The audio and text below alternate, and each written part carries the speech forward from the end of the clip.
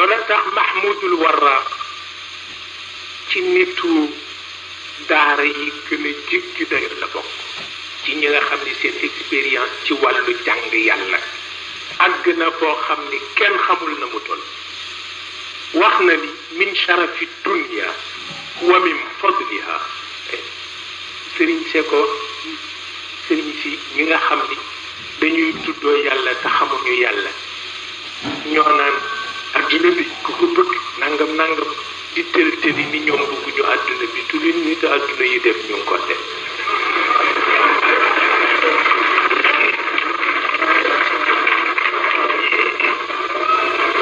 waaw kooku nag du yoon tabax kër takk jabar am oto lekk ceeb naan kafe ak atay yi ku doo xàqataay ni bëgguma àdduna ku ko wax tooñ nga sa bopp waay la